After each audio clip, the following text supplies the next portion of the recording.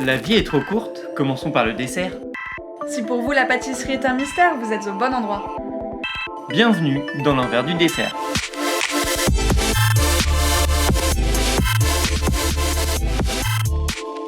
Moi, c'est Clémence, je suis littéraire et passionnée de pâtisserie. Et moi, c'est Vincent, je suis un grand touche-à-tout, mais surtout passionné de pâtisserie. Et on s'est rencontrés sur les bancs du CAP à Ferrandi en 2017.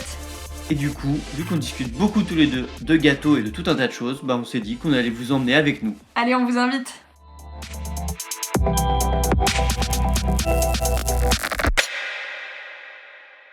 Bonjour tout le monde, on espère que vous allez très bien. Vous avez pu le constater, les beaux jours reviennent, donc on en profite un peu pour sortir et acheter des gâteaux. Et nous aussi. Sinon, on voulait évidemment vous remercier pour le petit commentaire Apple Podcast du jour qu'on va lire.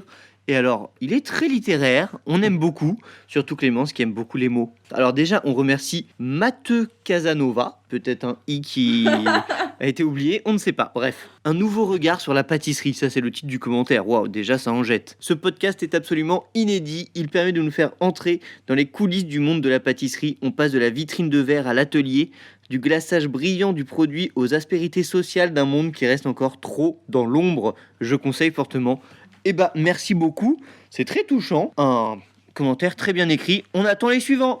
Bon, sinon, aujourd'hui, avec qui on se retrouve ? Avant de vous dire avec qui on se retrouve, je tiens à dire Mathieu, écris-nous en privé pour qu'on t'embauche et que tu te mettes à écrire tous les textes de l'envers du dessert, tu écris mieux que moi, c'est trop bien, merci. Et aujourd'hui, on retrouve Géraldine Martens. Parce que figurez-vous que jusque-là, on a eu des producteurs, on a eu des formateurs, on a eu des chefs pâtissiers, des chroniqueurs, on a même eu des influenceurs, même s'ils aimaient pas forcément trop ce nom. Et désormais, Géraldine, ce sera notre première photographe culinaire à venir à notre micro. Vous connaissez peut-être probablement déjà ces photos, puisque vous les avez vues avec Casana, avec le livre qui va sortir de Nicolas Pacello, les photos de Christophe Louis. Géraldine est partout, et elle a 27 ans seulement, déjà, on ne sait pas. Avec nous, elle va revenir sur son programme et sur ce qui l'a amené à la capitale, puisqu'elle vient de Marseille, et comment sa vocation est née, et vous verrez que c'est un parcours fort en caractère, tout comme elle. On vous laisse découvrir. À tout à l'heure.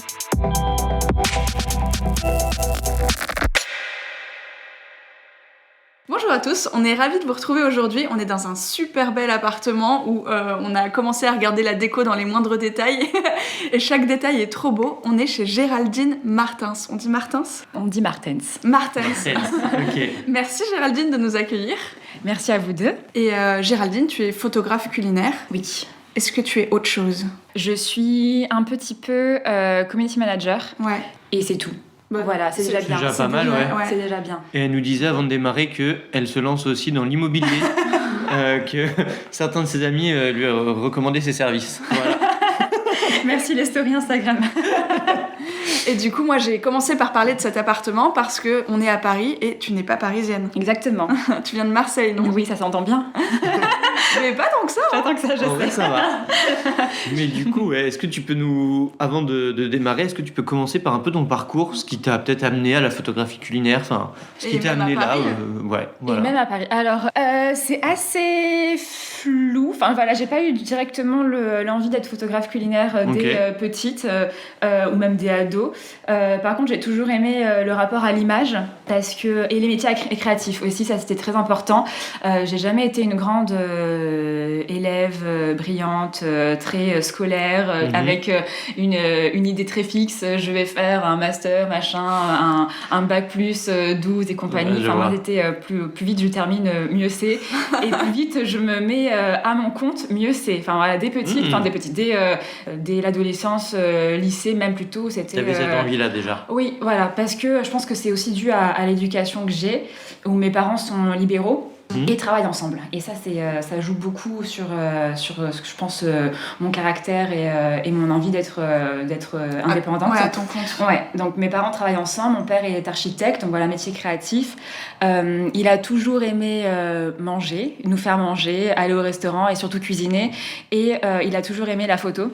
Donc je pense qu'en fait il y a un lien qui s'est transmis à un moment donné dans ma vie, où il m'a filé un appareil photo quand j'étais peut-être au lycée, un vrai appareil photo quand j'étais au lycée, et en fait à partir de là j'ai commencé à faire des photos mais par pur plaisir, et les sujets les plus simples à photographier c'était, au-delà de mes amis, c'était la bouffe. Donc voilà, ça a commencé vraiment comme ça, un peu déjà cuisiner, c'était un peu l'échappatoire aux révisions de bac. Ouais. Mon père du coup cuisine très très bien le salé et ni ma mère, ni mon père, ni ma grand-mère cuisinaient les gâteaux. Donc du coup je me suis dit tiens c'est con, on n'a pas de mamie gâteau ou etc. Enfin les goûters un peu faits maison, on en faisait un tout petit peu mais pas tant que ça. Ouais. Je me suis dit bon ben je vais me lancer. Voilà, ça sera pas mamie gâteau, ça sera Géraldine voilà, en pâtisserie.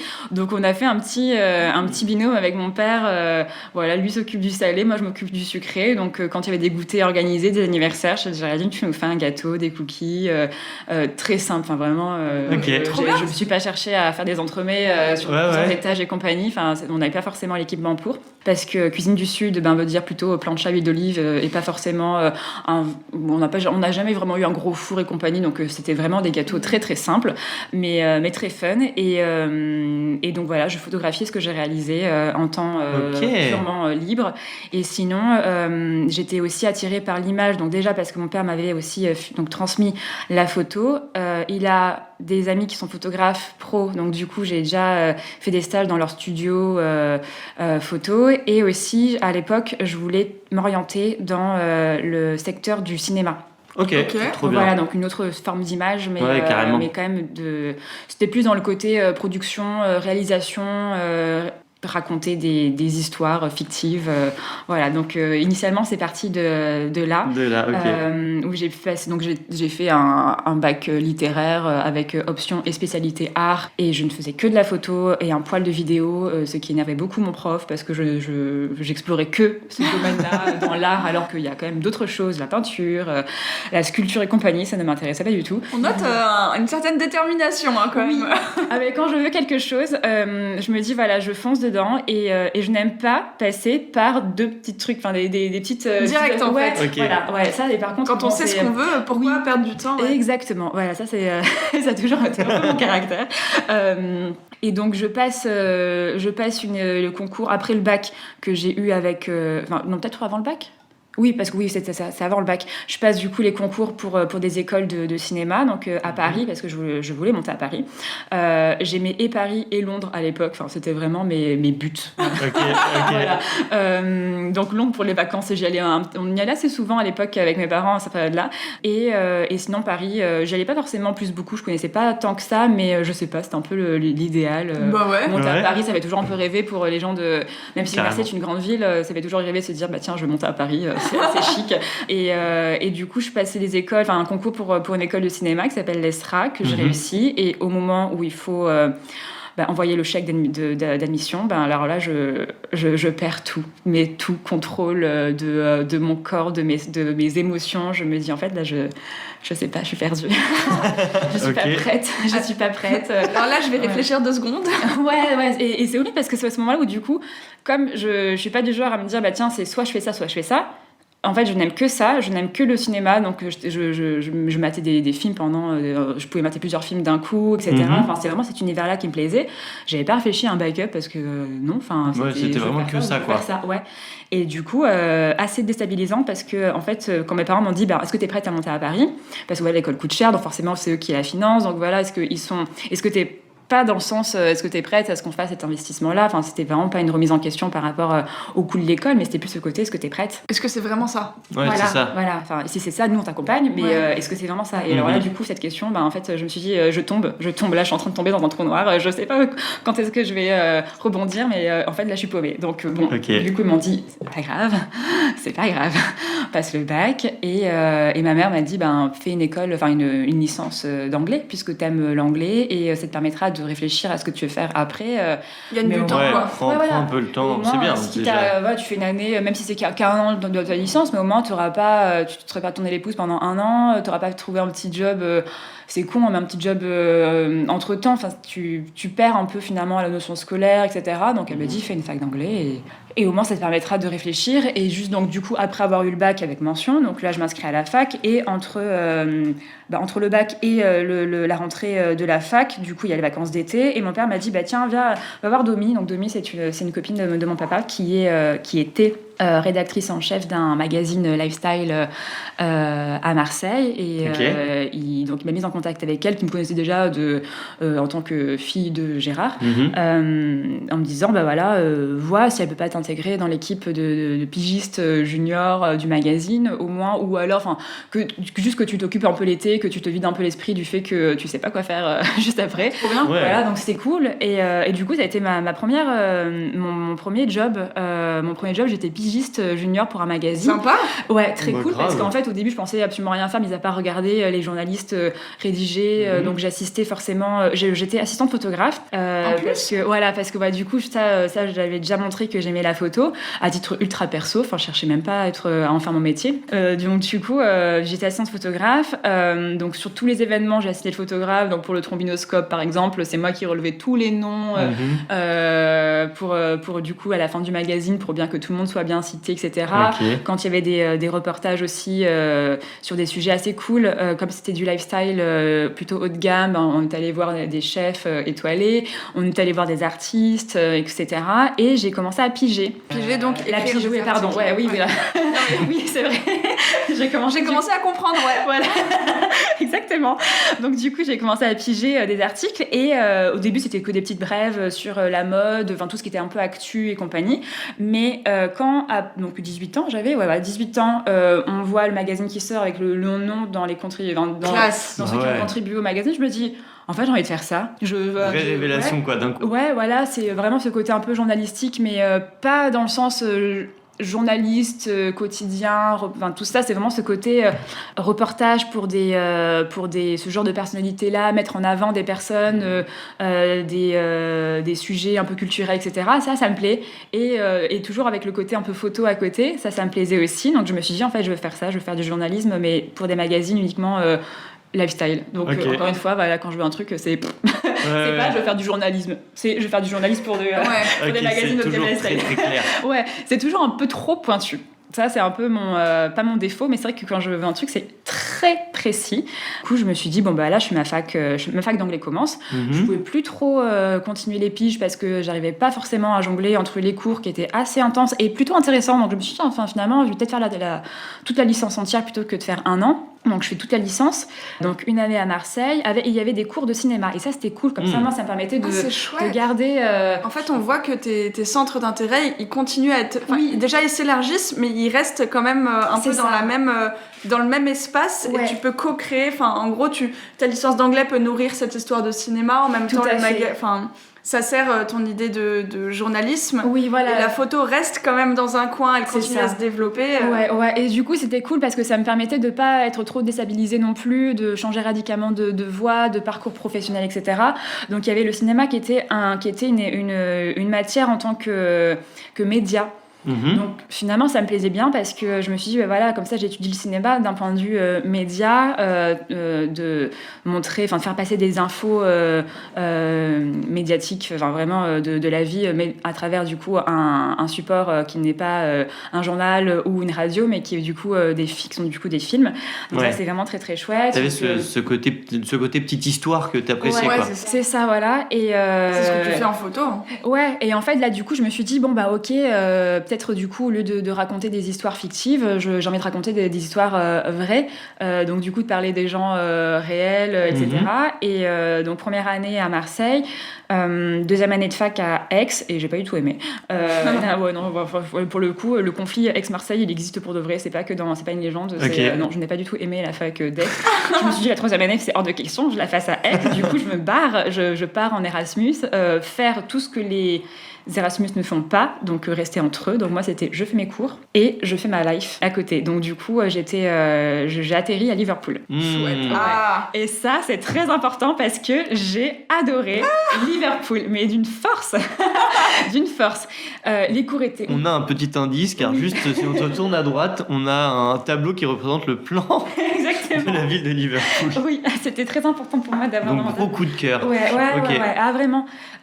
Autant pour la ville que les gens, mais même d'un point de vue... Donc j'ai toujours des amis à Liverpool, je me suis fait des potes et j'ai toujours ces potes-là dans mes contacts, mais la ville en tant que telle, je l'ai trouvée exceptionnelle. Et pourtant quand j'y suis allée, donc c'était en 2013, Ouais, 2013, ouais, c'est ça, 2013. Ouais. C'est pas comme aujourd'hui. Parce qu'en fait, du coup, maintenant, je vais à Liverpool une semaine par an. Ok, donc, trop je la bien. vois évoluer. T'as ton pèlerinage. Oui, c'est très important. Mais j'adore. C'est très, très important pour moi de Il y a plein retourner. de trucs qui sont très j'ai l'impression que t'as plein de repères et de choses dans ta vie structurée, comme tu sais ce que tu veux. Il y a plein de trucs qui sont ça, je transigerai pas. Exactement. Je passe ma Ouais, semaine en à fait, Liverpool. quand il y a quelque chose qui t'a marqué, ça t'a marqué, quoi. Et oui, c'est ça. Ouais. Ça va rester hyper implanté en toi. Ouais, c'est ça. Et donc, du coup, je passe l'année à Liverpool où il y a pas mal de cours de cinéma, mais encore plus poussés sur l'histoire d'Hollywood des années 20 à aujourd'hui. Ouais. Et alors, ça, c'est ma meilleure matière du monde entier. C'était top. Et en fait, à côté de ça, vu que j'étais toute seule, paumée à Liverpool, sans amis au tout départ, parce que je... t'arrivais de nulle part. Je suis un peu étudiante snob qui veut pas faire des amis avec les Erasmus en fait. Je fais mes cours, j'ai des bonnes notes et je fais ma life à côté. Donc je me suis fait pas mal de potes dans des bars à cocktails. Voilà. J'ai appris du coup à faire et à apprécier la dégustation de cocktails. Ça c'était assez chouette parce que du coup, tout ce côté-là aussi, plaisir de bien manger, etc. Ça m'a toujours nourri des petits. Donc du coup, je le continuais à explorer aussi cette culture-là qui passe par la cuisine locale et tout ça. Donc du coup, je me suis dit, je vais explorer Liverpool par rapport à la nourriture. Je vais faire un saut en avant.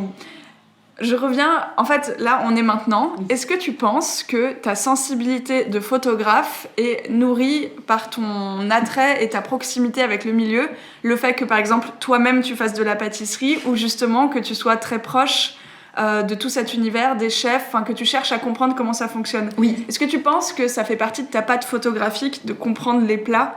Je pense, ouais, je pense. Et je pense que c'est important dans n'importe quel domaine. J'ai un ami qui est photographe, qui est très sport. Il fait beaucoup de sport parce que il faut comprendre un peu ce que les sportifs font pour les prendre en photo, pour prendre en tout cas le meilleur angle. Je pense que c'est important de.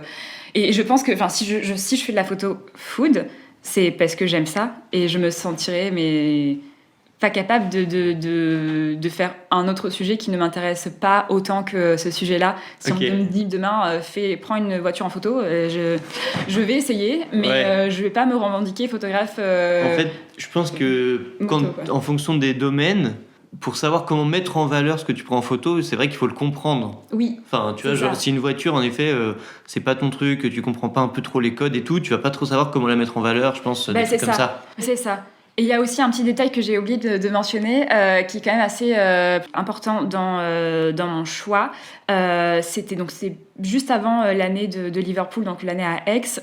On est parti en famille en vacances de Noël, donc c'est purement vacances loisirs, etc. Mais c'est très important.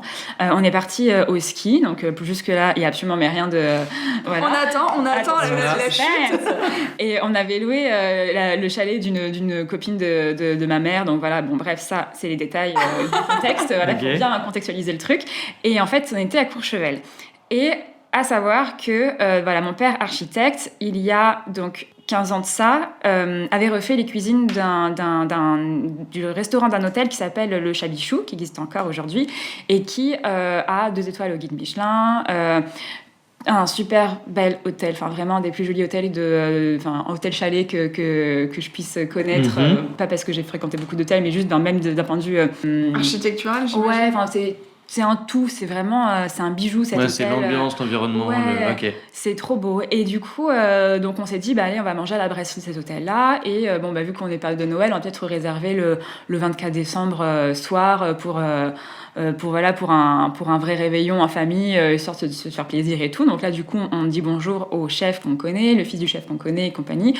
Et mon père, il balance comme ça au fils du chef. Ah, mais tiens, Géraldine, elle aime beaucoup la pâtisserie, elle en fait à la maison, elle aime beaucoup la photo, tu veux pas la prendre en pâtisserie? Déjà, je suis assez grande pour... voilà, mais je suis un peu gênée. Mais en vrai, je pense que j'aurais pas osé poser la question. Et je pense que j'aimerais bien que ça soit ça.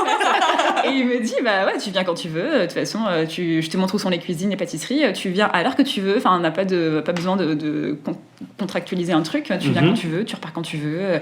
Tu restes 1 heure, une journée, mais c'est génial. Une demi-heure, 10 minutes. Merci papa. Parce que voilà, lui envoyer ce podcast. Voilà. Et en fait, une opportunité en or en vrai. Et le truc, c'est que donc on est resté 1 semaine. J'y étais tous les jours de la semaine. Mes parents étaient en train d'aller skier, etc. Ils m'ont tous posé la question, mais pourquoi tu vas pas skier tes parents? Je fais, mais je savais vachement plus cool d'être en pâtisserie, donc le matin jusqu'au soir, mais le soir, je faisais pas la plonge, mais je restais jusqu'à, je sais pas, après le service, donc du coup, minuit. Ok. Et c'était mon truc, je me levais le matin tôt, à 7h du matin, en vacances, et j'allais en pâtisserie avec mon appareil photo sous le bras. Et il m'avait filé du coup un tablier, une toque, Mais donc on adore, en fait là exactement, c'est exactement le mix dont je parle là. Oui, voilà, c'est ça. T'avais l'appareil photo et en même temps t'avais le tablier là. Et en fait pendant du coup entre 2 services, je faisais, donc comme c'est un hôtel, je faisais les prépas pour le goûter, parce qu'il y avait un goûter qui était proposé à l'hôtel, donc des préparations très simples, parce qu'en même temps c'est un 2 étoiles, donc je vais pas non plus tout foirer la mise en place, voilà, parce que j'ai peut-être des notions un peu de pâtissière, mais bon franchement c'est pas professionnel. Et mais du coup, il me faisait faire les ganaches, les milliardises, les pré-desserts. Il me montrait, comme je suis assez assidue comme personne, tu me montres une fois, je comprends, la deuxième fois, et je la fais. Et le chef pâtissier de l'époque, mais tellement pédagogue aussi, donc il voyait que j'étais juste une passionnée. Enfin, j'étais vraiment un peu là pour du pur plaisir, etc. J'ai mon appareil photo, donc tout était forcément clean, etc. Mais du coup, j'avais vraiment des moments à capturer qui étaient trop cool. C'est trop bien. Et vraiment trop, trop cool. Et le 24 décembre soir, donc du coup, mes parents ont fait la réservation, mais je suis restée en pâtisserie. Et j'ai servi le dessert à mes parents. Mais c'est incroyable. Dingue. C'était trop bien. Et j'ai senti le coup de feu. Et je me suis dit, mais j'ai eu très peur de ce coup de feu-là, parce que j'étais pas forcément prise dans l'eau. Mais j'ai eu peur. Je me suis dit, j'avais de là... on le sait pas, ça, quand on est client, qu'il y a une pression de dingue. Que les assiettes, forcément, elles arrivent nickel, mais on sait pas pourquoi elles arrivent nickel et compagnie. Et je me suis dit, mais ça, on le sait pas. Donc, de mon idée de faire... du reportage pour des magazines lifestyle, je me suis dit en fait non, je vais faire du reportage pour des coulisses en cuisine, encore plus précis. C'est pas vrai, t'as montré l'envers du décor. Et je me suis dit c'est ça que je veux faire de ma vie, c'est en fait trop bien. La petite taupe, la petite souris en cuisine et révéler aux gens ce qui se passe pour de vrai. C'est ça. Question. Parce que dis-moi, arrête-moi si je me trompe, mais quand je vois tes photos, j'ai quand même plus l'impression que tu photographies le produit fini que le process. Alors parce que j'ai quand même plus de demandes. Quand je fais des photos pour des restos, ils me demandent plus l'assiette pour mettre en avant sur les réseaux sociaux et les sites internet. Mais toi, t'aimerais peut-être faire plus. J'adore ça, du reportage, j'adore ça. Ok, écoute, le mot est dit en tout cas. Ouais, non, j'adore ça. Okay. Et, Géraldine peut venir dans les labos. ça m'est déjà arrivé. Ou alors ce que j'adore, ça j'en ai parlé d'ailleurs il n'y a pas très, très longtemps, j'en ai parlé à un pote qui est sommelier. Je dis mais le jour, quand tu vas voir un vigneron, tu m'emmènes avec toi. Et en fait, moi, c'est juste un plaisir, tu me laisses... paumée dans les vignes, je suis refaite. Mais attends, nous on va t'emmener, on va rencontrer des producteurs. Allez, c'est dit. Non, mais c'est vrai qu'on fait ça parce que nous aussi on adore. On rencontre des producteurs, donc si ça t'intéresse. Ça c'est mon truc, c'est tu me laisses faire. Et en plus j'ai ce côté-là où quand je fais des photos, je parle pas beaucoup. Enfin, quand je suis en reportage, c'est vraiment mon côté. J'essaie de la petite souris. Voix, en fait, tu laisses le travail des artisans qui sont là parler pour eux-mêmes, quoi. Ouais, c'est ça. J'aime pas déranger et tout. Donc j'ai fait des reportages déjà dans un labo de boulanger. C'était trop bien. Donc du coup, il y avait farine de partout. Donc je suis retrouvée tout enfariné. C'était super. Mais mon appareil photo aussi. Donc j'ai t'as dû le récurer. Oh la vache. Mais c'était trop génial. Et du coup, cette semaine-là en pâtisserie, ça a été assez déterminant sur du coup ce que je voulais faire. Donc après, je suis allée à Liverpool. Donc là, du coup, je reviens donc à mon année de Liverpool où j'étudiais à la fois du cinéma, donc ce qui me permettait de toujours accrocher avec cette passion-là qui était toujours actuelle, même si je voulais pas plus en faire mon métier, mais c'était quand même très important pour moi parce que d'ailleurs ce fameux cours de Hollywood des années 20 aujourd'hui, maintenant quand je regarde un blockbuster, je le regarde différemment. Oui. Quand tu comprends le cinéma, en effet, tu le regardes différemment. Très chouette, ouais. Et en fait, là, j'ai profité de l'année instant T, trop instant T parce que comme vous avez pu capter que j'ai des idées qui viennent un peu comme ça, qui viennent très précisément comme ça, et du coup, je n'anticipe rien. Okay. Donc en fait l'année je l'ai profité instant T où j'allais au restaurant avec mon appareil photo à Liverpool pour les photos. J'avais pas Instagram à l'époque, je ne sais pas si ça existait en tout cas, mais bon bref, en tout cas moi je l'avais pas, j'avais un Tumblr, j'avais pas un Skyblog, j'avais un Tumblr quand même. Et je mettais tout mon portfolio et je faisais des photos des restos. J'étais un peu la française à Liverpool, et ensuite l'année est passée vite. Entre temps je m'intéresse façon à tout ce qui est pâtisserie, cuisine en France, parce que je savais très bien que j'allais rentrer en France après Liverpool, puisque franchement, même si j'ai adoré la ville, à un moment donné, je me suis dit, la cuisine française me manque un petit peu, les produits français me manquent un peu. J'ai pas fait ce petit commentaire, mais on a constaté que du point de vue dégustation, t'étais passé du côté liquide. Liverpool, c'est ça. Oui, c'est vrai. Ouais. Oui, parce que même si, c'était en 2013 à Liverpool, aujourd'hui c'est pas la même chose, mais oui, c'est vrai qu'il y a le petit cliché, en Angleterre on mange pas si bien que ça, donc ce n'est pas forcément faux, mais comme c'est pas forcément vrai, c'est en évolution. Tu sais quoi, on va pas trancher, on va juste dire que tu voulais la cuisine française. Voilà. En fait, très précisément, j'avais envie d'iode. D'une force, parce que je suis marseillaise et que chaque année, je mange des kilos de poutargue. J'en avais envie, mais d'une force. Alors, peut-être que je dis une bêtise, mais il n'y a pas un grand port pourtant à Liverpool ? Ouais, mais c'est pas comme... C'est pas un port de pêche. Non. D'accord, Liverpool, il y a toujours cette image un peu de ville indus et compagnie. Ok. Elle s'en détache, mais un petit peu, mais il y a quand même le passé reste aussi gravé dans ses pavés. Mais par contre, il y avait une grosse culture sur les coffees. Qui n'existait pas en France et en tout cas pas du tout à Marseille. Nous à Marseille, le seul café qui a fait un peu la révolution, c'était Starbucks, donc c'était en tout cas c'est ce qui a apporté le blend à Marseille. Mais par contre à Liverpool, il y avait quand même des petits coffees indépendants, il y avait surtout une culture du levain. Ça c'était cool, j'ai découvert le pain au levain à Liverpool. C'est surprenant. Parce qu'à Marseille, quand on allait acheter du pain, on prenait toujours une baguette, en fait. Ou alors, il y avait un pain de campagne, mais le mot levain, je ne connaissais pas. Ça me fait penser à cette superbe photo. Moi, je fais que ça. Hein. Je ramène... je respecte pas trop la chronologie, mais ça me fait penser à cette super photo que tu as prise du levain de Christophe Louis. Oui. Elle est trop belle. Oui. Ouais, non, mais parce que son levain est trop beau. Je pense que c'est pour ça. Vrai, non, l'univers de Christophe Louis est magnifique et c'était incroyable de faire des photos dans son labo. Et du coup, Liverpool s'est passé. Entre-temps, j'ai pu rentrer en contact avec un blog de Paris qui traitait sur la bouffe et qui cherchait des contributeurs parce que c'est un blog bénévole entre guillemets. Donc du coup les nanas qui ont dit on cherche des potentiels contributeurs histoire d'alimenter beaucoup plus fréquemment ce blog là qu'on veut un peu journalistique, pas le blog d'une personne et qui parle à la première personne, mais du coup plutôt un le blog, journalisme revient. Voilà. Et je me suis dit je vais faire ça, je vais contribuer pour ce blog là en disant écoutez, j'ai un carnet d'adresses de dingue de Liverpool avec des photos qui n'ont pas du coup de support mis à part mon Tumblr. Si ça vous dit, je vous fais un petit road trip sur Liverpool, les bonnes adresses pour manger à Liverpool et tout. Donc c'est parti comme ça et j'ai été contributrice du blog pendant un petit moment. Pour me remercier du coup d'avoir contribué pour un gros sujet comme ça, ils m'ont dit on a un événement, on a invité un événement à Paris pour couvrir le concours de cuisine de je sais plus comment ça s'appelle. Oui, non, je me l'en souviens plus. J'ai un trou. J'ai pas envie d'écorcher le truc. Ils m'ont dit si tu veux assister à couvrir du coup en tant que blogueuse ce sujet-là.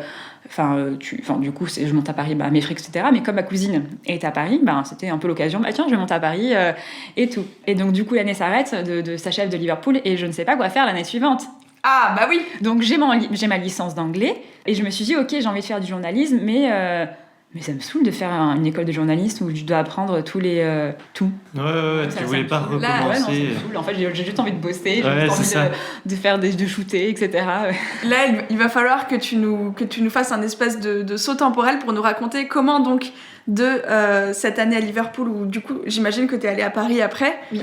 Comment tu en arrives à aujourd'hui, franchement, on te voit partout. Si on s'intéresse un petit peu au milieu de la pâtisserie, on t'aura vu faire les photos du livre de Nicolas Pacello, on t'aura vu avec Christophe Louis. Nous, on est tombé sur toi la première fois parce qu'on a enregistré avec Guillaume Gilles de chez Colorova, qui en plus a été très élogieux à propos de toi. On te voit partout. Je crois savoir que ton point d'entrée, ça a été Geoffrey Cagne. Exactement. Raconte-nous comment ça se passe. En fait, c'est juste après Liverpool, donc du coup, je suis en train de réfléchir aux écoles de journalisme de Marseille, même si je me sentais prête de monter à Paris cette fois-ci. Là, pour le coup, je me suis dit, ok, c'est bon, je suis partie de Marseille à Liverpool, je pense que je peux faire Marseille-Paris, c'est facile. Donc, je commence à regarder les écoles. Bon, d'abord, école de journalisme à Marseille. J'ai été recalée d'une façon complètement ingrate. Je me suis dit, ok, alors, je vais partir de Marseille. Si l'école de journalisme de Marseille ne veut pas de moi, je pars à Paris. Je ne sais pas où, mais voilà. Ça m'avait trop énervée. Mais non, juste ce côté-là, c'est genre, c'est bon. Voilà. Genre, de toute façon, j'en veux pas. Voilà, exactement. Ça, c'est mon truc. C'est au pire, c'est pas grave. Et voilà. Ouais, j'ai pas besoin d'eux. Non, ouais. Et puis t'avais aussi ce truc encore, enfin j'imagine que t'avais ça depuis longtemps, de travailler pour toi. Oui, ça oui, parce que du coup, je voyais mes parents travailler ensemble. Donc, du coup, on n'a jamais eu de nounou avec ma sœur et mon frère. Parce que ma mère, elle pouvait s'éclipser de l'agence, puisque c'était son agence. Puisque c'est son agence, ils travaillent toujours ensemble pour venir nous récupérer à l'école. Et du coup, j'ai même vu aussi ce côté, le rapport que mes parents ont avec non pas leurs salariés, mais avec leurs collaborateurs. Et il y a tout un truc où, du coup, je me dis, en fait, je veux travailler dans cet environnement-là où... on dirait une famille en fait, c'est même s'il y a un respect profond sans besoin de vous voyer, mais il y a un respect profond sur les différentes personnes et les compétences. Il n'y a pas une vraie hiérarchie. On sait que mon père c'est le patron, c'est l'architecte, mais on va pas prendre de pincettes pour lui parler. C'est intéressant ça. Ah ouais. Mais on est d'accord qu'aujourd'hui t'es à ton compte, mais t'es toute seule? Oui, non. Mais je peux en parler juste après de ça. Oui, c'est un truc assez nouveau. C'est pour ça. Ah, génial. Ouais. En gros, donc là du coup, je trouve une école à Paris de journalisme qui est assez cool. C'est juste un master qui s'appelle Médias et Communication. Donc c'était chouette à l'ESJ. Et je passe du coup uniquement sur entretien avec mon idée très très fixe. Je veux faire ça et pas autre chose que du reportage culinaire. Okay. Voilà. Et en fait, le directeur de l'époque de l'école s'avérait, parce que je crois qu'il est plus directeur de l'école, s'avérait être un journaliste gastronomique. Voilà. Et voilà. Et alors ça, du coup, je me dis non mais c'est trop fort.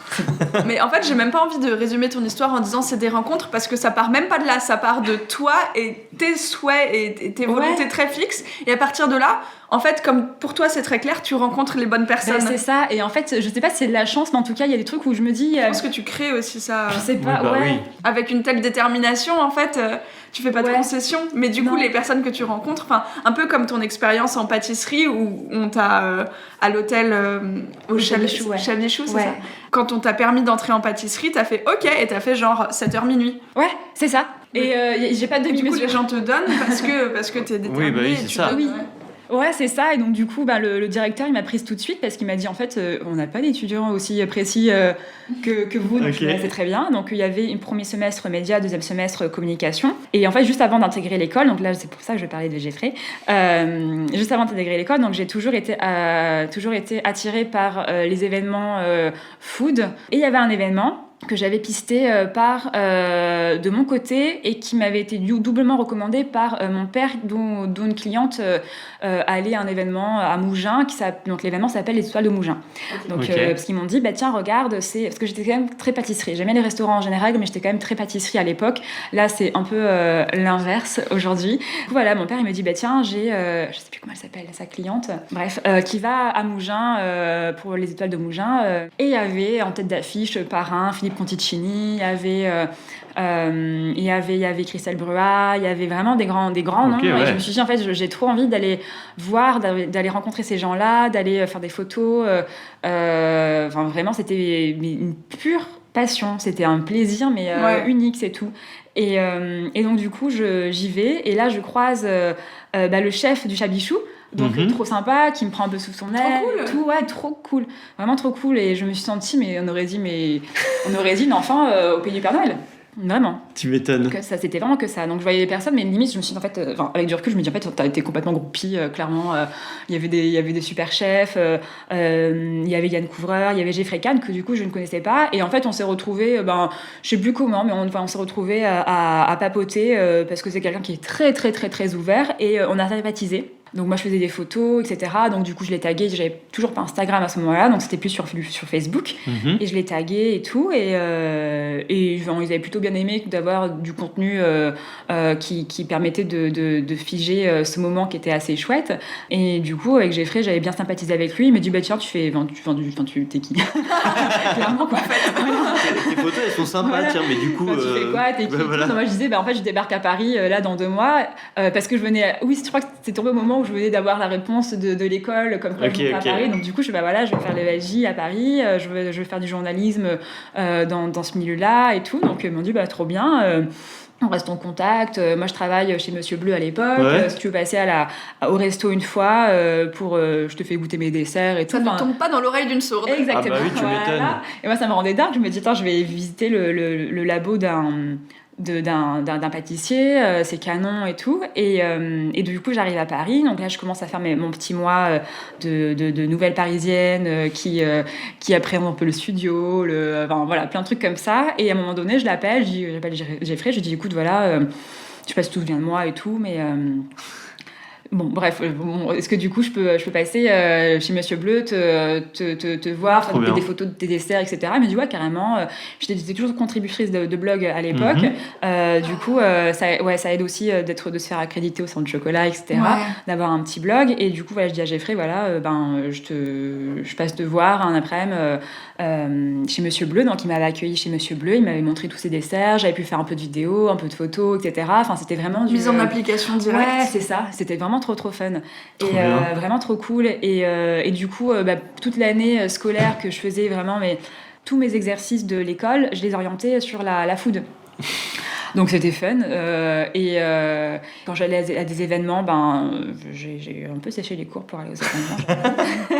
Voilà. On répétera pas. J'avais de très très bonnes excuses pour après voilà, faire un travail, prendre un travail qui était concret. Voilà. Carrément. Et en fait après l'année un petit peu avant que l'année se termine et que je passe en stage en entreprise, Geoffrey, lui, entre-temps, il est retourné chez Storer parce qu'il avait fait son apprentissage chez Storer. Après, il avait fait d'autres maisons. Après, là, il était retourné en tant que chef. Et il me disait, je sais que tu es en apprentissage maintenant de la partie communication de mon master Mediacom. On a besoin de photos pour Storer. Parce qu'à l'époque, Storer était dirigé par un duo. Ça faisait genre 30 ans qu'ils avaient la maison et tout. Donc, c'est une vieille maison, Storer. C'est très historique.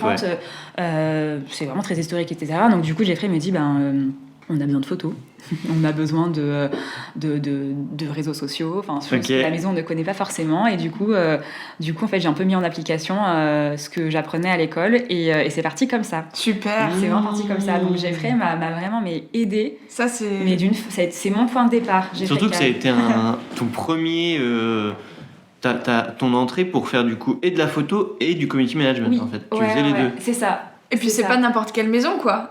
C'est pas n'importe quelle maison, pas n'importe quel point d'entrée. Ouais, c'est ça. Et le fait en plus de bosser avec un ami, je me suis dit en fait, c'est rassurant. C'est rassurant. Et ça recoupe ce que tu disais sur tes parents. Ouais, c'est ça. Et le fait d'être en collaboration avec des gens de confiance.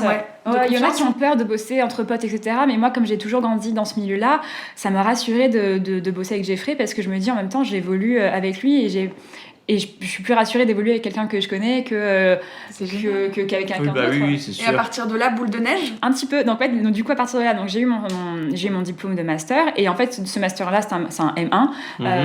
Après ce master, donc soit on pouvait choisir d'intégrer dans une école un peu plus... grosse, soit faire un M2, etc. Et alors moi, du coup, et les études, je me suis dit, c'est bon, là, j'en ai marre. J'ai dit à mes parents, ça me saoule. En fait, je me sens pas de dire à Geoffrey et un autre chef, je vais le citer plus tard, qui du coup m'avait dit, tiens, après ton diplôme, on se contacte, j'aurais peut-être besoin de toi en photo, pareil, réseaux sociaux et compagnie. Je me suis dit, en fait, là, je me sens trop pas de dire, non, tiens, je vais faire un M2. Et puis pourquoi faire, en fait, t'en as pas besoin, puisque t'es déjà en train de faire ce que tu as envie de faire. Voilà. Bon, c'est peut-être plus pour... pas professionnalisant, mais peut-être plus un M2 pour un peu plus spécifique, être un peu plus spécifique sur ce que je voulais faire, mais j'arrivais pas à trouver non plus une école qui était aussi pointue que ce que j'avais en tête. Du coup, je me suis dit, qu'est-ce que je fais ? Est-ce que sinon j'intègre une agence de communication et je peux, en essayant de donner aussi ma valeur ajoutée de photo, en faisant des réseaux sociaux, etc. Enfin, c'était encore un poil flou sur vraiment ce que je voulais faire et comment je devais me vendre. Et je ne sais pas me vendre. Et je me suis dit, en fait, j'ai pas envie de travailler pour... j'ai pas envie, je sais pas faire, je vais faire un CV, je sais pas faire une entretien d'embauche et tout. Donc mes parents, ils m'ont dit, si tu veux mettre à ton compte, essaye. Et au pire... c'est ça, en fait, tu t'es dit que t'allais continuer à apprendre grâce à la vie, en fait. Ouais, voilà, c'est ça. Et au pire, c'est pas grave, tu te lances. Et si jamais ça foire, que c'est un peu trop précaire, tu t'intègres une agence ou tu reprends... Ce sera pas perdu dans tous les cas, cette expérience. C'est clair. Jamais. Et en fait, j'ai toujours eu cette culture-là avec mes parents, c'est que c'est pas grave. Enfin, au bout d'un moment, en fait, t'as eu cette culture de il faut oser, faut essayer les choses pour voir. Et du coup, voilà, donc là, je me lance à mon compte, donc auto-entrepreneur. Enfin, alors moi, et ce qui est drôle, c'est que Et l'administratif. Non mais voilà, attends, tu sors d'un bac littéraire, tu finis à te faire de la compta. Mais c'est quoi ce truc? Ah bah voilà. Alors après, sinon tu peux t'associer avec Vincent. Je ne sais pas compter. Ouais, mais je prends un gros pourcentage. Donc, non, mais heureusement que ma maman, du coup, elle, sa casquette dans l'agence d'architecture de mon père, c'est toute cette partie gestion, administration, etc. Donc, maman. Et après, donc là, du coup, je me lance. Donc, j'ai fait Storaire en premier client. Et du coup, François Gagnard qui m'avait contacté, pareil, pour m'occuper un peu qui venait de s'installer lui à Paris. Et il m'avait dit, j'ai besoin de quelqu'un pour la photo, pour un peu de communication et tout. Et c'est vrai que je pense qu'il m'avait choisi m'a contacté parce qu'on s'était rencontrés sur un événement qu'il avait fait quelques mois auparavant. Et je pense que c'est parce que je suis jeune et que lui s'est installé, moi je me lançais. Il y avait un côté où en fait on est un peu au même niveau là. Ouais. Les deux, on va évoluer ensemble et après, ce que m'avait dit une cliente, elle m'a dit en fait, t'es très douce. Donc, je pense que c'est rassurant aussi pour les personnes d'être en contact avec toi. Je suis pas prise de tête. Je me prends pas à la tête et tout. Donc, je pense que c'est un atout. Je me rends pas forcément compte, mais en tout cas, on me le dit. On retrouve aussi ton côté petite souris. Une fois que t'es dans le travail, tu t'es concentrée. Oui. Ouais, voilà. Donc, François Gagnon m'a fait confiance on a bossé ensemble pendant 2 ans et demi, je crois, ou peut-être 3, 2 ans, 2 ans et demi plus tôt, et ça a été génial. Et là, du coup, j'étais vraiment j'avais d'autres petites missions aussi où je faisais vraiment photos, réseaux sociaux. Et c'était la première année, du coup, c'était en 2016, c'était forcément assez précaire, mais au moins ça me permettait de voir un petit peu comment j'arrivais à me débrouiller toute seule, vraiment me débrouiller comme une grande. Génial. Et c'était assez chouette, même si du coup j'avais quand même la photo qui était toujours un peu en top par rapport aux réseaux sociaux, même si j'aime bien ça, mais c'est toujours le côté je crée du contenu qui m'intéresse vraiment c'est ce que tu beaucoup. privilégies. Ouais. Mais du coup, aujourd'hui, pour savoir un peu comment ça marche globalement, le journalisme culinaire, franchement, en fait, on a l'impression que quand t'en parles, c'est vraiment juste des rencontres. Enfin, tes clients, c'est des rencontres que t'as faites. Ouais, c'est ça. Donc, peut-être qu'aujourd'hui, c'est plus ça, mais quand t'as commencé, c'était ça. C'est que ça, des rencontres de gens passionnés qui parlent de même passion. Après, pour le coup, j'ai un peu délaissé le journalisme pour la photo et l'écriture journalistique pour l'écriture de post. La communication. Ça a un peu changé aussi. Donc, il y a des techniques journalistiques que je n'ai pas finalement approfondi et qui du coup c'est ce qui fait aussi un bon journaliste food mais ouais, en tout cas là, à partir de fin d'année 2016, je me suis vraiment bien orientée sur le côté je divise mon activité en photos et réseaux sociaux. D'ailleurs, juste pour revenir à tes photographies, puisque tu dis que c'est le top de ton activité, moi je trouve que tu as une identité qui est quand même, je trouve que quand on voit passer une de tes photos, on reconnaît que c'est toi. Ah, c'est vrai. Il y a un jeu sur la lumière, sur le contraste, où tu as vraiment un univers visuel, c'est-à-dire que c'est plutôt sombre, mais pas dans le sens négatif, c'est dans le sens, c'est très... c'est authentique, il y a du caractère. Enfin, comment est-ce que tu as défini un peu ta patte? Est-ce que c'est volontaire et conscient? Est-ce que tu es d'accord avec ce que j'ai dit déjà? Oui. Après, alors, volontaire, je sais pas. Conscient, je suis consciente de ce que j'ai envie d'apporter à ce que je vois. C'est vrai que j'aime bien alors déjà, j'aime bien... En fait, j'ai commencé à travailler la photo, je pense, plus ou moins commencé, avec un objectif macro. Ok. Donc, j'ai toujours aimé le flou. Tout ce qui est autour du coup du sujet principal, j'ai toujours aimé ce flou-là et j'ai toujours été en lumière naturelle. Là, je pratique le flash aujourd'hui, mais j'ai toujours été en lumière naturelle. Donc j'ai toujours aimé le flou et je pense que c'est aussi dû au fait que j'ai eu à un moment donné dans ma vie, j'ai toujours un attrait sur le côté cinéma. Donc je pense que ça joue aussi pas mal sur mes inspirations créatives. Les mises en scène. Ouais. Je pense que ça joue beaucoup sur Instagram. Je fais beaucoup de comptes de photographes, mais plus photographes cinématographiques. Dans mes livres chouchous, il y a Helmut Newton qui est souvent en noir et blanc. il n'y a rien à voir avec le sujet food, mais je pense que ça m'inspire. Oui, c'est ça en fait. Je pense que c'est ça qui m'inspire pas mal, ce travail avec du coup la lumière, les ombres.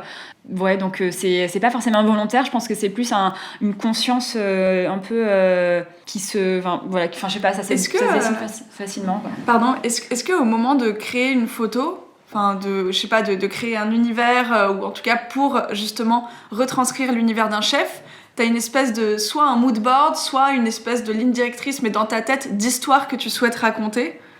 Non. Non? Je suis très au feeling. Ok. Ouais.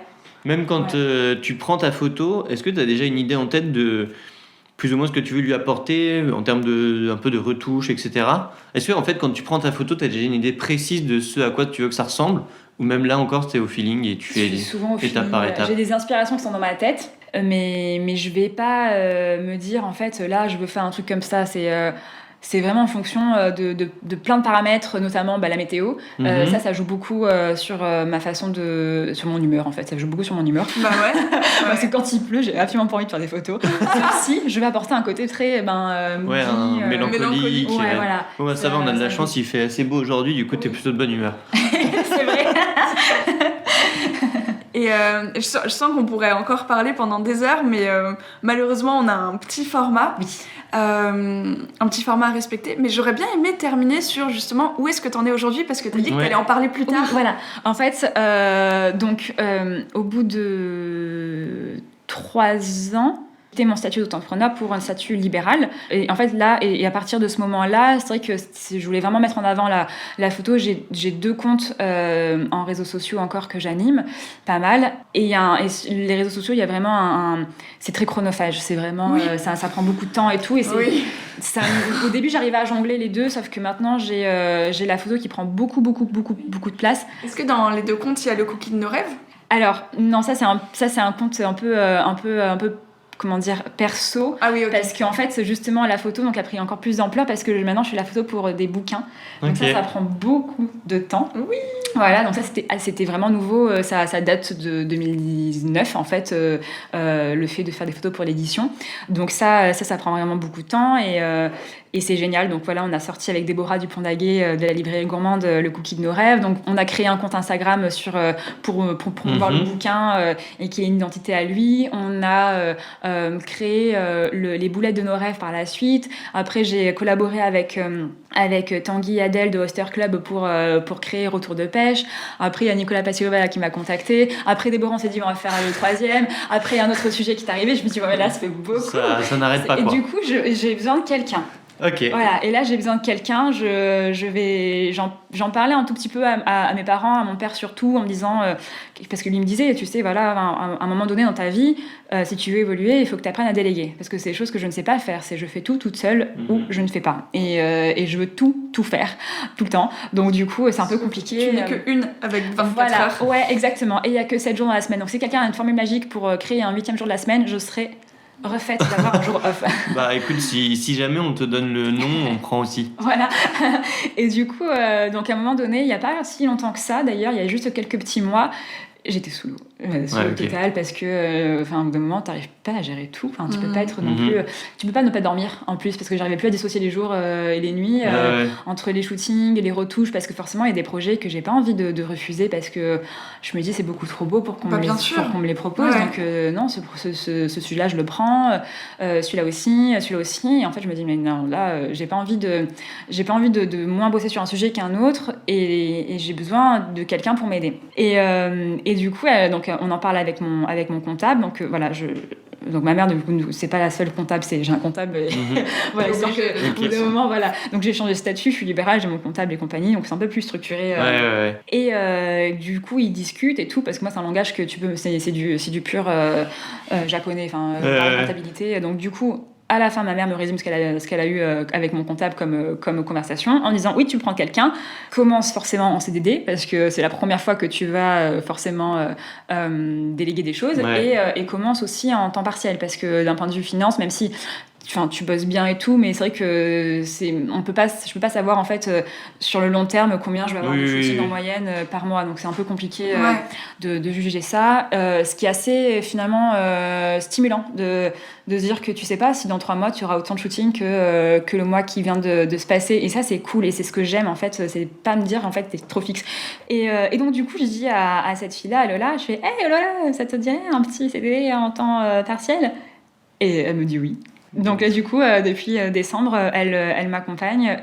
Elle m'aide beaucoup sur de la veille. Elle m'aide aussi sur lors des shoots, à tenir le réflecteur, à organiser un peu le stylisme, etc. Parce que j'ai des demandes un peu plus avec plus de stylisme que de l'immersion pure. Okay. Et du coup, voilà, beaucoup de veille pour les réseaux sociaux parce que c'est vrai que c'est quand même un temps de dingue, et elle m'aide beaucoup, beaucoup sur ça. Juste le stylisme culinaire, si je dis pas de bêtises, c'est tout ce qui est la mise en scène, tout ce qu'on va mettre autour du produit qu'on souhaite mettre en valeur. C'est ça. Donc en fait, moi c'est vrai que c'est pas trop. Moi, je suis quand même plus pas connue pour, mais je suis plus à l'aise avec le côté où je fais la petite souris, je fais avec ce qu'il y a sur place pour que l'univers soit tel quel. Okay. Mais il y a des moments donnés où on va me demander pour des sujets un peu... Surtout pour les livres, peut-être aussi. Ouais, pour les livres, ou après pour des marronniers aussi. Donc voilà, pour des sujets comme une mise en scène pour Pâques et tout, forcément, il faut apporter des choses. Et les marronniers, c'est un terme journalistique, c'est des sujets qui reviennent tout le temps un peu pour combler les... C'est ça, Saint-Valentin, Noël, Nouvel An, les événements. C'est vraiment les événements, les temps forts de l'année. Ouais. Et alors moi, j'avais une petite question pour... je pense qu'on va pas tarder à terminer, mais j'avais quand même une petite question que je me posais, c'était est-ce que dans la photographie culinaire, est-ce que à chaque fois c'est des vrais gâteaux, des vrais trucs consommables, ou alors des fois il y a des petits rajouts? Il y a des astuces. Il y a des petites astuces. Pour tout ce qui est plat, vraiment salé, non, ça sort de la cuisine. Okay. Et du coup, avec le chef en général, je me cale sur ce qui va pas bouger. Et après, dès que je suis calée d'un point de vue angle, réglage et compagnie, il met une émulsion si jamais il doit avoir une émulsion, etc. Mais c'est vraiment du one shot. Et pour la pâtisserie, c'est pareil. Après, parfois, ça peut être un peu très très froid. Un peu un peu trop froid, histoire que du coup ça tienne, parce que sinon avec le temps que je trouve mon angle, etc., le gâteau il commence à avoir chaud, mais sinon non, c'est vraiment tout est mangeable, tout peut être mangé après le shoot. C'est pas un truc que je fais, je suis pas du genre à taper dans tous les assiettes que je shoot lors d'un shooting, parce que sinon ça serait n'importe quoi. C'est pas très agréable en plus de manger tout ce qui est froid, tout ce qui est retombé et tout, juste d'un coup de fourchette pour dire ah oui c'était bon, alors que non, t'apprécies pas, je suis trop dans mon appareil. Donc et il y a un truc aussi que je trouve assez que c'est un peu ma ligne directrice et c'est important, c'est si je sens pas un shooting, je le décline. Okay. Les gens avec qui je shoot, pour qui je shoot, c'est vraiment des gens en qui je me sentirais même cliente du resto, de la pâtisserie, etc. C'est important pour moi d'apprécier en fait ce que je vais photographier. Comme je vais l'apprécier pour le déguster. C'est une belle éthique. Ça, c'est très important pour moi. Ça a l'air nécessaire pour mettre en valeur. Oui. De toute façon. Puis même, vu tout le parcours que tu as décrit, on a vraiment l'impression qu'il faut que tu apprécies, il faut que tu aies ce déclic, il faut que tu aies ce truc pour que tu fasses bien ton travail. Oui, c'est ça. C'est très important. Bon, trop bien. Est-ce qu'on n'aurait pas fait un joli petit tour? Si, carrément. Du coup, on va passer à nos petites questions rituelles. Vas-y, Clémence, si tu veux faire la première. Quel est ton premier souvenir sucré? Là, on a vu qu'avec ton passé, tu dois en avoir un. Sucré. Oui, alors... Je vais pas dire les navettes de Marseille parce que ça fait trop cliché, même si la fleur d'oranger c'est quand même assez important. Mais en souvenir sucré, comme c'est pas grave si c'est cliché. Hein. Ouais, non, en fait le vrai truc sucré. Alors bon, déjà non, il y a déjà les oreillettes, que ça j'en mangeais chez ma grand-mère très très souvent, mais surtout. Attends, je sais pas ce que c'est. J'allais dire, ça va falloir que tu nous expliques. Comment est-ce que je peux le décrire? C'est une pâte croustillante, saupoudrée de sucre glace. C'est trop bon, mais je n'arriverai pas à le décrire. C'est juste ça, un petit biscuit un peu sucré, et croustillant. Ça. Et surtout, mon vrai souvenir sucré, je pense que c'est pas tous les dimanches, mais presque tous les dimanches, on allait déjeuner en famille chez mes grands-parents paternels. Et comme du coup, je vous avais dit, on n'a pas quelqu'un dédié à réaliser le dessert, on achetait souvent les mignardises dans les boulangeries-pâtisseries. Ça se fait plus, en fait, ça se retrouve plus du tout. Mais à l'époque, on trouvait les petits formats d'éclairs, même sur les marchés etc. et tout. Et en fait, on achetait une composition entière parce qu'il y avait, pour mon père et mon grand-père, c'était le baba au rhum. Pour ma sœur, c'était le millefeuille. Pour ma mamie, c'était le choix à la crème, ou chou chantilly, je sais plus trop quoi. Et Et moi, j'étais toujours un peu en dilemme. Est-ce que je prendrais pas l'art religieuse au café ou l'éclair au chocolat ou l'opéra ou moi j'étais assez j'étais bec sucré Des classiques, hein, quand même. Ouais, c'était que du classique à chaque fois. C'était que du classique et tout parce que en plus à l'époque, je parle de ça, j'avais même pas 10 ans quoi, ou à peine 10 ans. Donc, forcément, il y avait que ça. Mais c'était toujours ces petites pâtisseries miniatures où du coup, j'avais le droit d'en manger 2 si jamais j'hésitais. Voilà. Trop bien. Trop bien. Bah, il me parle beaucoup parce que mon premier souvenir sucré, je pense qu'il ressemble à peu près à ça. Ouais. Enfin bref, on en Mais tu l'as parlera jamais plus tard. raconté? Ouais, mais on en parlera une autre fois. Oh, Pas aujourd'hui. mais quel teasing. Mais j'avoue, on n'a pas raconté. On devrait s'interviewer nous-mêmes. Je pense. Et la deuxième La question. deuxième petite question pour en savoir un peu plus sur toi. Bon, ça va être très simple, mais est-ce que t'es plutôt Saint-Honoré ou Paris-Brest? Ah purée. Pas si simple. Ah non, pas si simple. C'est dur parce que Ah ouais, là vous la voyez pas, mais parce que on sent qu'il y a un gros dilemme là. parce qu'en ce moment, j'aime ni l'un ni l'autre. C'est trop drôle. Ah, je pensais que ça allait être totalement l'inverse. Ah, mais c'est trop bien. Mais je pense que je dirais Paris-Brest pour le côté praliné, mais en ce moment, en fait, ni l'un ni l'autre ne m'intéresse. T'aimes quoi en ce moment? Alors moi, en sucré, je n'aime que... En ce moment, je suis fâchée avec la pâte feuilletée, par exemple. Ok. Et par contre, en sucré, je ne pourrais jamais, mais jamais de la vie me lasser de cookies, de glace. Ça, Ok. c'est ma passion ultime, qu'il fasse froid en plein hiver, à n'importe quelle heure de la journée, de la nuit peut-être aussi, un sorbet chocolat, mais il passe très bien. Ah bah écoute. Et de babka. Voilà, ça c'est un peu... je peux pas m'en passer, c'est impossible. Ok. Bon bah trop bien. Merci. Merci à vous. Et ben alors pour terminer, qu'est-ce qu'on peut te souhaiter pour la suite? Du repos. Ok, bah voilà, c'est noté. Lola, tu sais ce qu'il te reste à faire. Ok, trop bien. Bah écoute, merci beaucoup. C'était Merci trop à vous. cool. Ouais, C'est merci super chouette. Géraldine. À très bientôt, on Ouais, à espère. bientôt.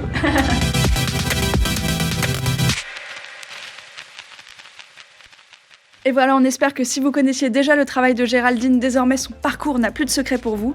Et à propos de parcours, on espère aussi que ce témoignage pourra vous parler si vous hésitez un peu dans votre orientation, puisque finalement ce qu'on retient, c'est que quand on a une idée, il faut pas la lâcher, faut pas hésiter à y aller même si c'est très précis, qu'avoir des plans B c'est pas forcément nécessaire. Et c'est comme ça qu'aujourd'hui Géraldine se retrouve avec une employée, à avoir écrit des livres, à prendre des photos auprès des plus grands chefs et surtout à faire tous les jours ce qui lui plaît.